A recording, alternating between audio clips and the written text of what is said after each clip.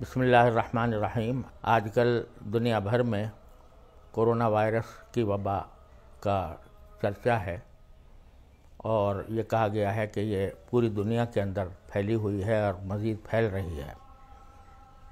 اس کو روکنے کے لیے اور اس سے بچنے کے لیے احتیاطی تدابیر اختیار کرنا بہت ضروری ہے، اور بعض حضرات یہ سمجھتے ہیں کہ یہ تدابیر اختیار کرنے میں توکل کے خلاف ورزی ہوتی ہے۔ یہ بات صحیح نہیں ہے۔ خود رسول کریم صلی اللہ علیہ وسلم نے حکم دیا ہے کہ ایسے موقع پر احتیاطی تدابیر اختیار کی جائیں۔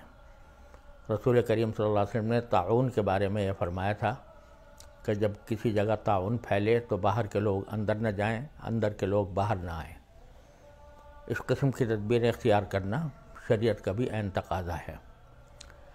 اس لیے اس موضوع پر جو ہماری حکومت کی طرف سے، محکمہ صحت کی طرف سے جو ہدایات دی جا رہی ہیں، ان ہدایات کی پابندی نہ صرف یہ کہ مناسب ہے بلکہ شرعی اعتبار سے بھی ضروری ہے، کیونکہ اگر حاکم وقت کسی مصلحت کی خاطر کسی بات کا حکم دے تو سب پر اس کی تعمیل اور اس کی پابندی لازمی ہو جاتی ہے۔ خاص طور سے جہاں پر بڑے اجتماعات ہوں ان کے اندر اس وائرس کے پھیلنے کا خطرہ زیادہ رہتا ہے، تو جو بڑے اجتماعات ہیں وہ یا تو منعقد نہ کیے جائیں، ان کو مؤخر کیا جائے۔ جیسے شادی بیاہ کے اجتماعات ہیں، تو ویسے بھی شادی بیاہ کے اندر سنت یہی ہے کہ اختصار اور سادگی کے ساتھ وہ تقریب منعقد کی جائے اور کوئی بڑا اجتماع نہ کیا جائے۔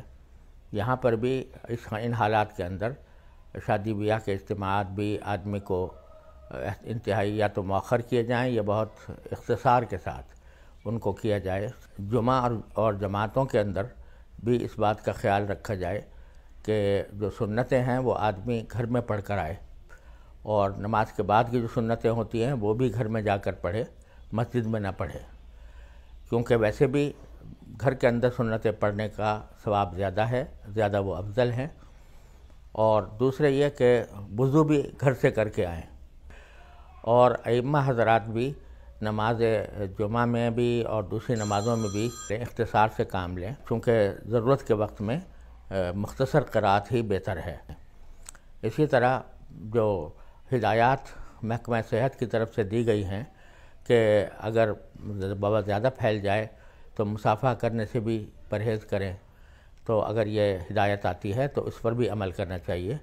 جتنے ایسے کام ہیں جو فرض اور واجب نہیں ہیں ان کو اس وبا کے سلسلے میں چھوڑنے میں کوئی مذاق نہیں ہے، اور اس کا بہت اہتمام کرنا چاہیے، کیونکہ یہ اپنے لیے بھی بہتر ہے اور اپنے ہم وطنوں کے لیے بھی ان کو وبا سے بچانے کا ایک طریقہ ہے جو رسول کریم صلی اللہ علیہ وسلم کی ہدایات کے عین مطابق ہے۔